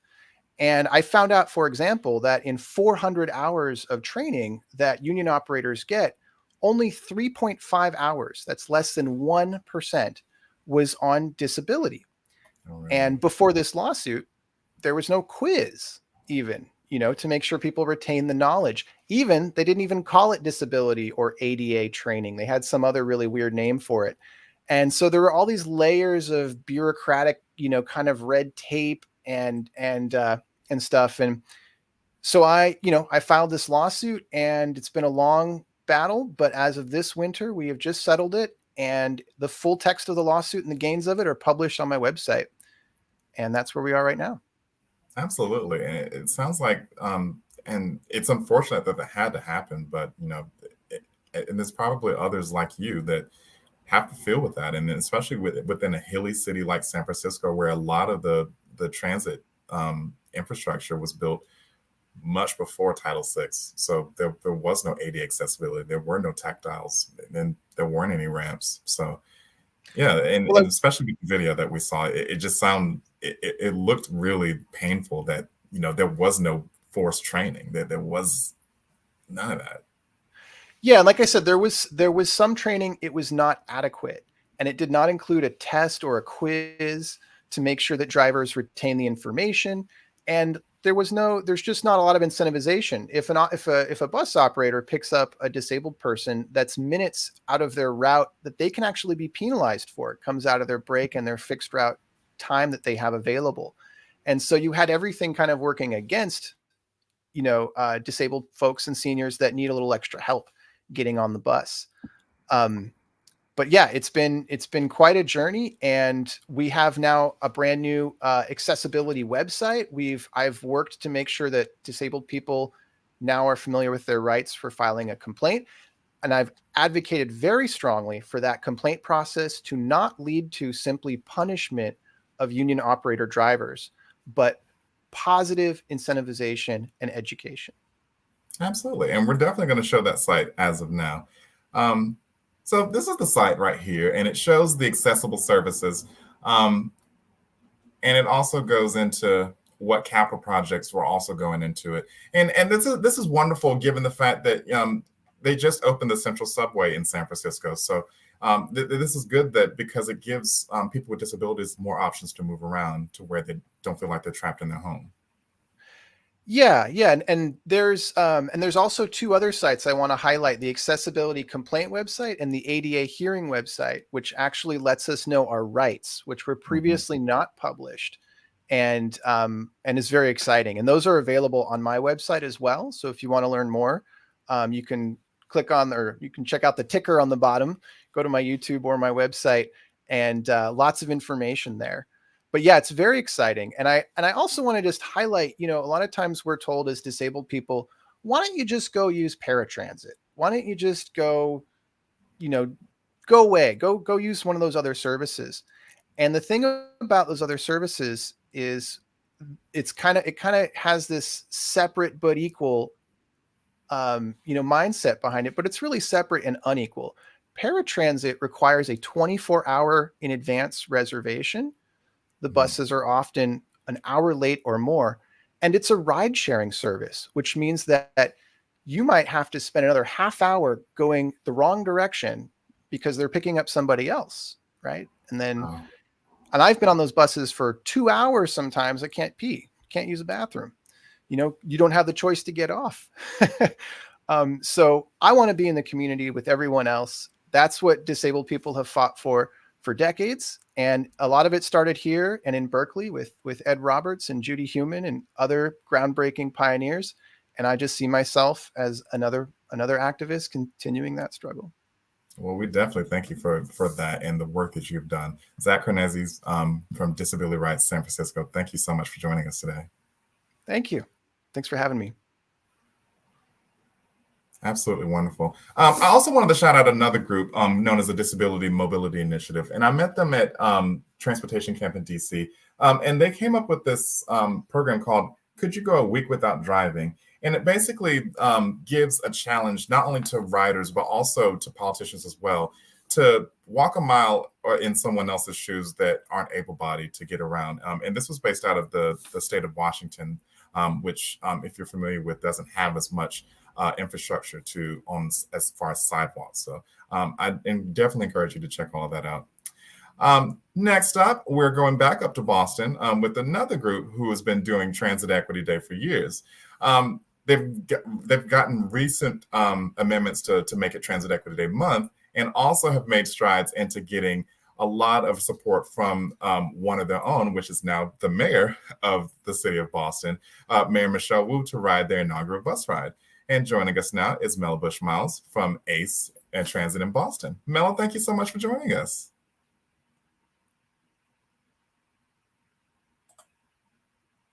Oh, I think your mic is muted. There we go. There you go. How are you doing today? I'm doing well, trying to stay warm in some polar blasts here in Boston. It's about 30 below zero this morning when we got up. So, but we're doing well. Please stay warm out there. I know it is pretty cold out there. But yeah, let's get into your organization. Tell us a little bit about ACE for those who aren't familiar. So ACE is an environmental justice organization. The full name is Alternatives for Community and Environment. We've been operating in Boston since 1993, and we've done a million things to lift up climate justice, transportation justice, and legal, access to legal services as well. Absolutely. And I think that's wonderful to bring all those options to the table, and not just on campaigns, but also just kind of the legal and just what may happen in those scenarios. But let's talk about this bus ride. Well, of course, it was canceled today because of the weather, but you all will reschedule it. How long have you all been doing the inaugural bus ride, and what do you hope to get out of it? I think this is like our fourth year. Last year was freezing and snowy, and we had an ice storm, and we postponed it for a week as well. So, they say in Boston, if you don't like the weather, wait a minute. So we postponed it. We have had the former at-large city councilor, now mayor of Boston, first woman of color, Mayor Wu, who lives in Roslindale, which is at the end of a bus route that's really been targeted, the number 14 bus. We had a campaign going on called Fix the 14. And she always rides with us. She would get on, ride, we make videos. We reserve a seat for Rosa Parks' birthday. This seat is reserved. We put roses there. And we would just engage with riders on that bus, trying to find out what were some of their needs. The bus didn't run on Sundays or after 7 o'clock at night. We now, with the bus network redesign, will be getting Sunday service and night service, but they chopped the route up and cut out a whole portion of it going to the Veterans Administration Hospital. So we haven't fixed it. They're building all sorts of housing and development out in that area, and the 14 is not fixed yet. It's still an ongoing situation. It runs like once an hour. Children are not able to get to school on time and have to go super early. High schoolers who don't like to wake up in the morning, quite frankly, now they have to leave their house an hour earlier in order to get to their school on time, or they would be an hour late because of the slow running bus. So we're still working to fix that bus and the other issues that are going on in the city of Boston. We have 3 free routes running right now. Those routes are running through the most transit dependent communities of color. It's just a pilot, but our mayor, Michelle Wu, piloted that starting last March. And we have another year on the pilot. And we're hoping to see, take the data and things from that free bus pilot to actually get more free buses in our communities. We also have a low-income fare pass that we've been fighting so hard to get passed through legislative action. And we now expect our new governor, Maura Healey, who is just sworn in to actually pass it. We're expecting it to pass. The board has endorsed it. The former governor line item vetoed it 2 times, and that would allow people of lower income people to be able to purchase that pass for half price. Absolutely. Now, you also attended the convening in DC with the other transit riders, and you got to speak and voice out with some congressional leaders. What can you tell us about what you fought for there? We were looking at a lot of what we wanted was to actually get the operations and not just the capital budget, to get the federal government to look at allocating more money for the operating of the system. Our system is down 350 riders. We have driver shortage. We have driver shortage. So that was one of the foci. And we were also looking at building better connections with the Federal Transit Administration. Got to speak to the administrator, Noria Fernandez, as well as Veronica Vanderpool there, and really push some of our issues that are going on in Boston to really get those addressed. We have a very serious safety issue in Boston right now. And last year we had to shut down an entire subway line. And those were some of the things that we were bringing up in our conversations. Absolutely. And it's huge importance to focus on operations funding. Like, building a lot of this infrastructure is nice, but we need to make sure it's running at a frequent amount that people need to at all hours of the night. So yes, it's definitely great that you all are getting Sunday service after so long. Well, we have the website below, ace.ej.org. And if you'd like to follow the T-Riders Union, please definitely go check them out. But Mel Miles, thank you so much for joining us today. Thank you for having me. Happy Transit Equity Day. No problem. Now, she also mentioned the bus network redesigns, which also are becoming a huge threat to a lot of to cities because a lot of them are cost neutral. We also have a conversation with Marcus McKnight from the Philly Transit Riders Union, and we had an amazing conversation, which you can definitely check out on the Transit Equity Network site as well.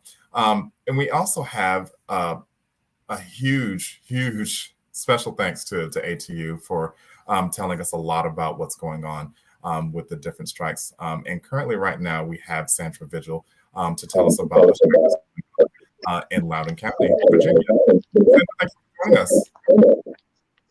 Thank you. Thank you for having me. So tell us a little bit about what's going on for those who may not be familiar about what's going on in Loudoun County. Keolis is a French company that came to us back in April 1st, 2021.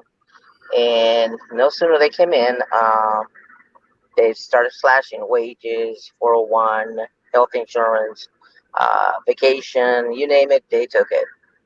Oh, wow. That's and also a definite testament to what we were just speaking about, bus number redesigns and so this is definitely interesting in the way that companies are coming in and just flashing. How have Loudoun County officials reacted to the strikes and to the commands that you're all making? The Board of Supervisors, who is the ultimate boss for them, the majority of them have shown displeasure on this, yet they have not fined them. In their RFP, in their contract with the county, there's a stipulation that if they don't provide service, they will get fined, pretty big fines for not providing service. When we went out on strike, we hoped that those fines were going to go out immediately. They have yet to be fined. The county lawyer decided that it was not good enough to start fining them. So it's confusing at that point. Yeah. Oh, wow. Well, there's something that we've been trying to work on with Labor Network for Sustainability. But for those who are riding and for those who are across the country, how can we support your effort in Loudoun County and other strikes that are happening with ATU and other transit unions? First of all, we need to change a lot of the laws for all those lawmakers. They need to start changing this. We cannot accept low bids that are going to come in and impact our workers. This is exactly what happened to us. They bid it the lowest, they got the contract, yet they couldn't provide for us. Instead, like I said, they cut everything that they could because they weren't going to be able to provide. The other thing is we need to call our county officials, Loudoun County officials here in Virginia. That way, push them to do the right thing, which is find these people, get them out of here. Don't let companies from other countries come in here and take away from us. Absolutely. We can definitely share a lot of that information in the descriptions, and as well as with how to get in touch with ATU Local 689 to support. But yes, please let us know if we need anything. And also, what would be something that you would tell riders just to kind of level with the operators of a lot of these agencies that are mostly transit union? Our riders know very well that we love our job. We connect with them. We become part, friends, family with them. They know all about us. I talk to my riders about my family, my kids, my dogs, so we become very connected. We bond. And these few days, these last 3, almost 4 weeks now, we've missed them, and we feel horrible that they've had to get up 2-3 hours earlier in order to get to work on time. And we are so sorry of that. We are sorry that the county and this company has put all of us through that. And we hope that this Tuesday, when we go back to the table, we're finally able to get a contract and able to get back to work as soon as possible. Absolutely. And we definitely want to have you all back just so we can have a larger conversation about through that. And that's something that Labor Network for Sustainability is currently working on, is a driver rider listening project to open that up. So we definitely would love to invite ATU as well as CW back to the table so that we can jumpstart that. Thank you so much. No problem. Sandra, 689, thank you for joining us today. Appreciate it. Oh, wonderful. And definitely, there have been a lot of strikes going on, and it's just definitely with the fight for better conditions for a lot of them. And I got the chance to also be with the Railroad Workers Union for their fight for better rights for themselves. So yes, we definitely would love to invite you all to participate in the Driver Rider Listening Project. And you can find out more about it through the LNS website once it becomes available. Next up, we have some soothing sounds of transit in the city of Philadelphia, and definitely bigging up Marcus McKnight and the Philly Transit Riders Union for a lot of the great work that they have going on in Philadelphia. That they're also going through another bus network redesign, and we've had a really long conversation about that, as well as with other issues that they've had going on in Philly. But please stay tuned and listen to the soothing sounds of Philly Transit.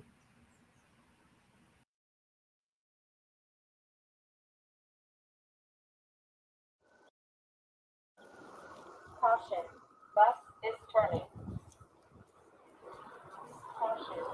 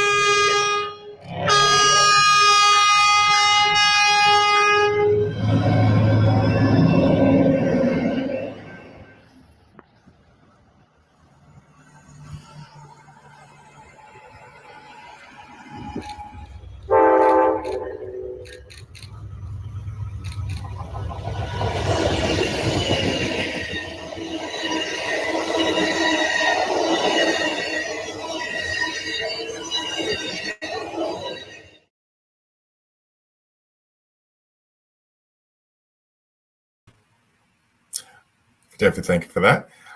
Now we will go into reading the statements from the Amalgamated Transit Union President, John Costa.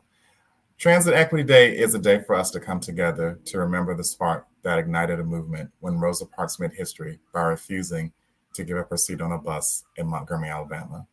As founding members of Transit Equity Day, the ATU has a long history of working together with riders, climate activists, and transit advocates to achieve our collective goals.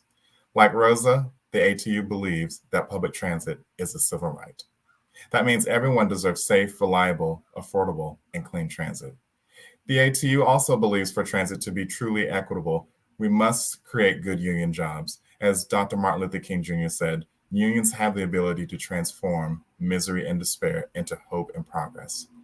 Transit workers, our members, deserve a union that can collectively bargain for living wages, benefits, safe working conditions, training, and other rights. With the recent uptick in violence on public transit, including 2 recent shooting deaths of ATU members, safety and protections for transit workers and riders must be a priority. The truth is our transit systems don't move without transit workers. Right now, our Local 689 Washington, D.C. members in Loudoun County, Virginia are on strike for a fair contract that allows them to live in the same county where they work and have a secure retirement after serving their community. After Rosa Parks was arrested for not giving up her seat, she said she refused to get up because she was tired, not physically, but she was tired of giving up. Our members are tired, but there's no giving up in them either.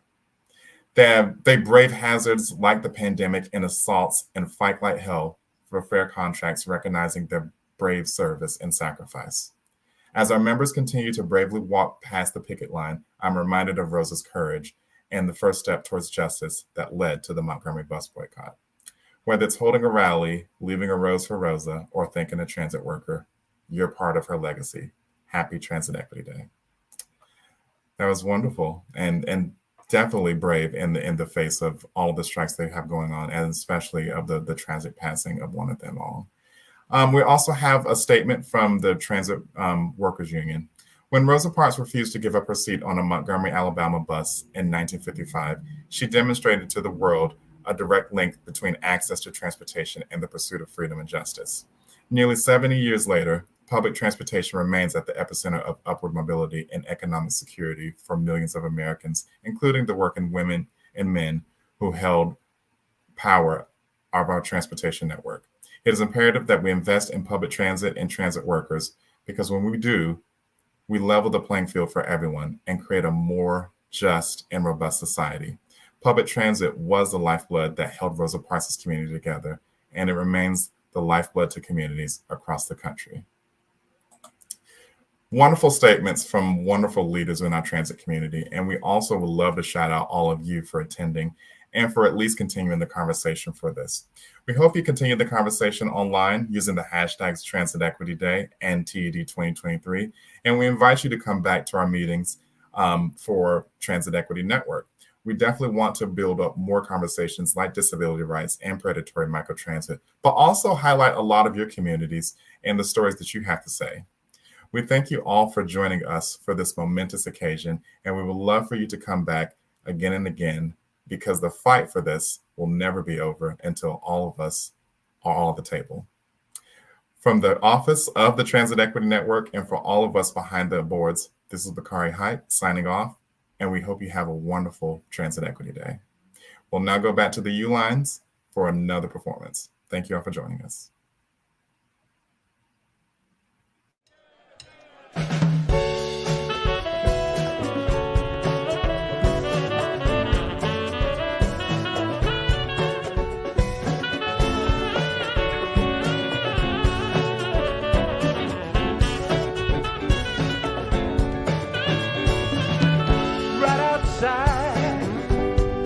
Lazy summer home.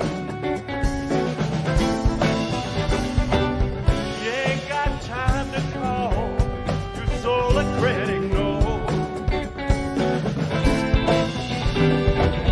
Right outside the lazy gate of winter summer's home, wondering where the nut-hatch winter waits by along. Just carry the bird away. Wake up to find out that you are the eyes of the world. Heart has its features, its homelands and thoughts of its own. Wake now, discover that you are the song that the morning brings. Heart has its seasons, its evenings and songs of its own.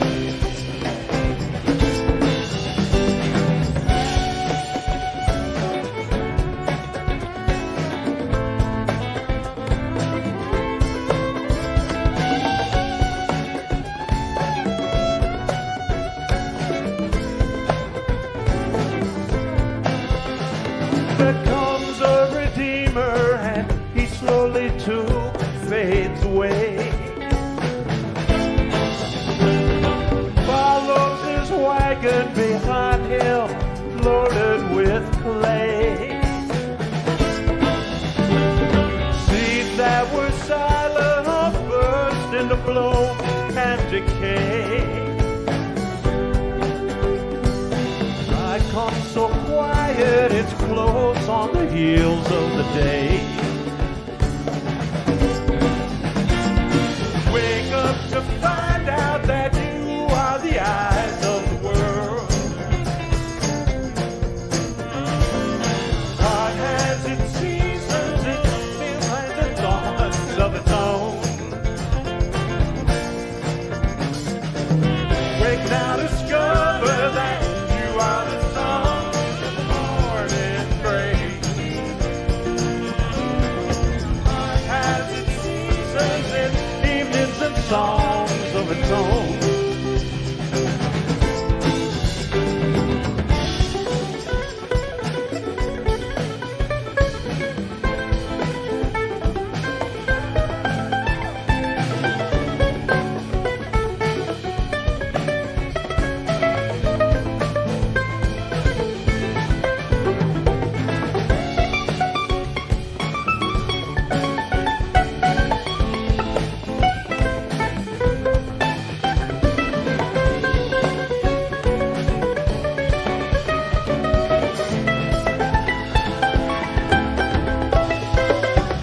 Sometimes we live no particular way but our own. Sometimes we visit your country, live in your home. Sometimes we ride your horses, sometimes we walk alone. Sometimes the songs that we hear, they're songs of our own. Wake up to find out that you are the eyes of the world. God has its seasons, its evenings and thoughts of its own. Wake now, discover that you are the song that the morning brings. Heart has its seasons, its evenings and songs.